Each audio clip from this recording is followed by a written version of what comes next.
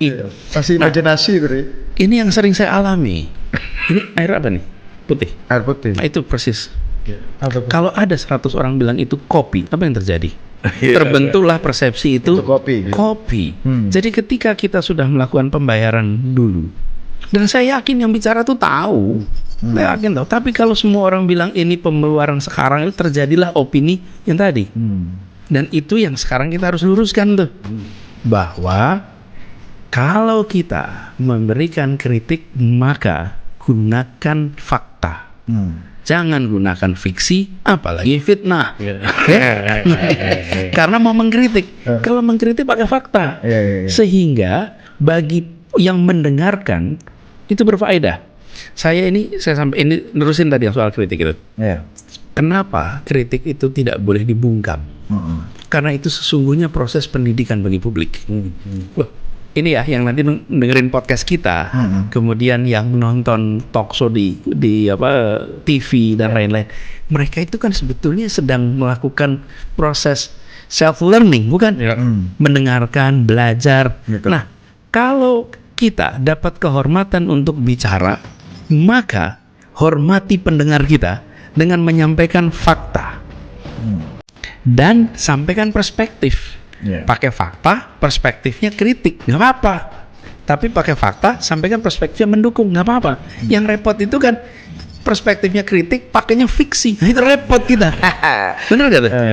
Kalau pakai fakta, nggak apa-apa, kita bisa ngobrol. Justru itulah yang membuat bangsa kita makin tercerahkan, karena dia mendengarkan perspektif berbeda.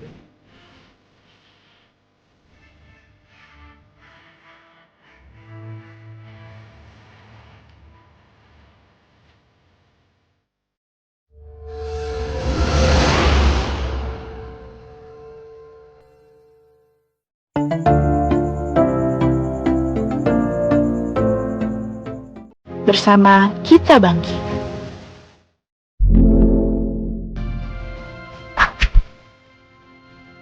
Gubernur DKI Jakarta, Anies Baswedan, saat ini sedang menjadi bulan-bulanan para politisi.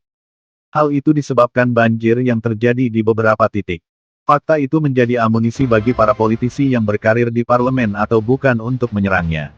Selain itu, kebijakan menggelar ajang balap Formula E juga mendapat sorotan politisi. Karena ajang itu dianggap tak tepat dan syarat korupsi.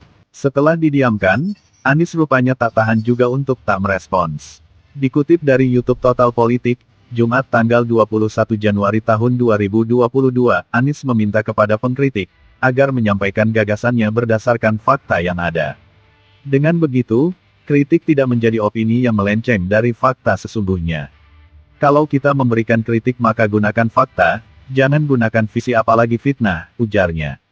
Kalau mau kritik pakai fakta, sehingga bagi yang mendengarkan itu berfaedah, imbuhnya. Menurutnya, kritik tidak perlu dibungkam, karena merupakan proses pendidikan bagi publik. Kata Anies, seseorang sebetulnya melakukan pembelajaran mandiri, ketika sedang menonton ataupun membaca berita. Kalau kita dapat kehormatan untuk bicara maka hormati pendengar kita, dengan menyampaikan fakta dan sampaikan perspektif, katanya.